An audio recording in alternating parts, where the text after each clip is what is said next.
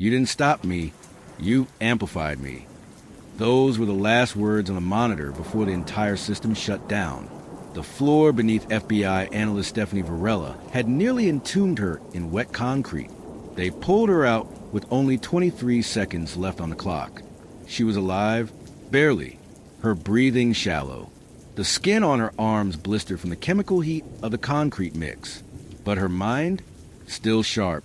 Even in the ambulance, Stephanie whispered one word over and over. More. There's more of them.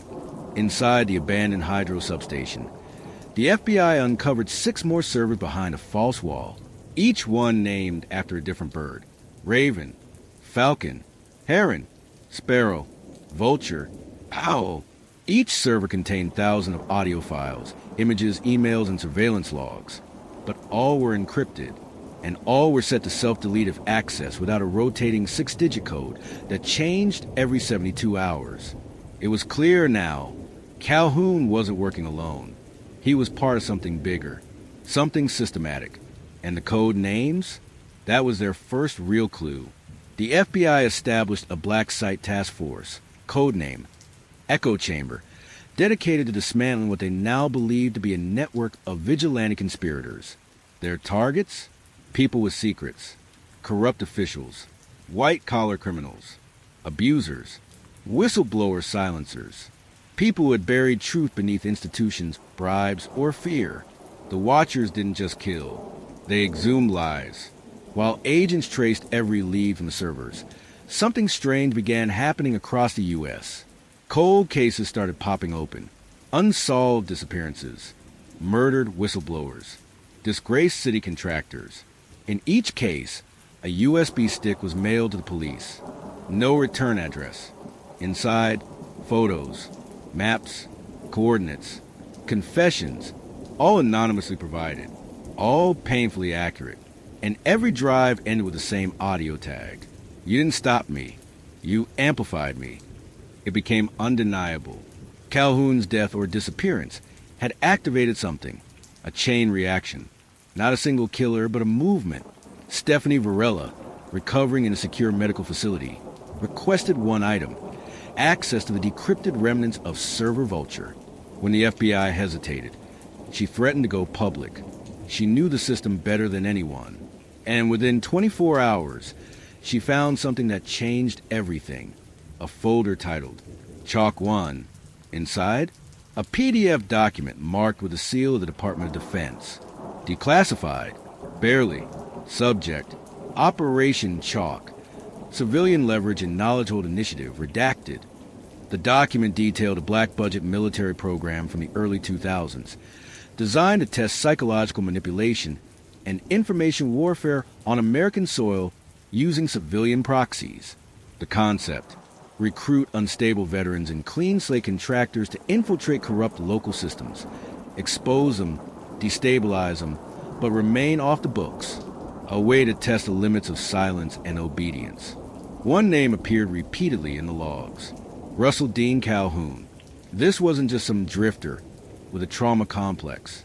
Calhoun had been trained, maybe not to kill, but to infiltrate, to record, to dismantle trust from the inside out. And now, his methods were being copied, possibly by the very people he was trained with. The FBI's behavioral analyst, Dr. Paul Lenz, reviewed all 19 known Watcher cases and noticed a disturbing pattern. These aren't random vigilantes. They follow specific rituals. Concrete documentation. Symbolic countdowns. This is about control of narrative, not just revenge. Lenz theorized that the group didn't kill for justice. They killed to reshape truth, to punish silence with spectacle. And someone, somewhere was orchestrating it. One of the last emails found on Calhoun's laptop contained only a sentence: clean your slate, then watch the feed. It was traced back to an encrypted server in Tacoma, Washington. The FBI raided a storage unit on the outskirts of the city. Inside, a mobile command center powered by solar batteries. The walls lined with screens and server towers. The centerpiece, a military-grade satellite dish. It was still live, streaming multiple live feeds from across the country. One was a suburban home in Florida, a man cleaning a pool. Another was a woman entering a private elevator in a law firm in Seattle. The final one, a prison cell in Louisiana, where a corrections officer was choking a handcuffed inmate. On each feed, there was a countdown in the top right corner. Some are hours away. One had 5 minutes left. Before agents could stop the stream, all the feeds cut, and a single message appeared. You can't stop a broadcast that's already in motion. Then the storage unit exploded. No casualties, but the evidence was gone. It was now clear the Watcher wasn't just a killer. He, or they, had built a nationwide surveillance machine, one that watched wrongdoers in real time, waited, and when the story reached its peak, made them disappear. Weeks later, a former private investigator named Nathan Bell walked into a Kansas FBI field office. He was trembling, pale, clutching a duffel bag. Inside it, a hard drive and a severed finger.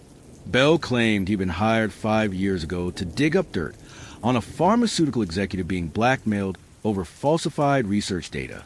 He did the job, got paid, and forgot about it until 2 nights ago. He received a phone call. Your slate is not clean. We're watching. He ignored it. The next day, a USB stick was delivered to his front door. It contained hidden camera footage of him watching that executive get killed in a staged overdose. He never told anyone he was there. He never admitted to being complicit. But the Watchers knew. And now, he was running. Bell offered to testify. The FBI granted him protective custody. But that night, before a word could be recorded, he vanished from the safe house. The only thing left behind? A message scratched into the mirror with a razor blade. You were told to clean your slate. That's when the final piece dropped. Dr. Lenz discovered a repeating pattern hidden in the USB file names. A cipher. When decoded, it spelled out an old Latin phrase. Veritas sepulta resurgit. The buried truth will rise again. A phrase traced back to the Operation Chalk training manual. It confirmed their worst fear. The Watchers were Chalk agents, or descendants of them. And the original operation, long thought defunded, had been hijacked by the very men it trained. Back at the black site, Stephanie Varela recovered enough to return to work. She asked one question that no one could answer.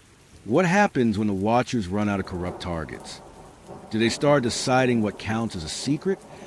That same day, a letter was hand-delivered to the Whispers of Crime podcast studio in Los Angeles. No postage, no fingerprints. Inside was a printed script titled, Episode 20, Whispers of Crime, unauthorized. It was your voice, your style, a full 8-minute transcript, word for word. But you never wrote it. You never recorded it. You never aired it.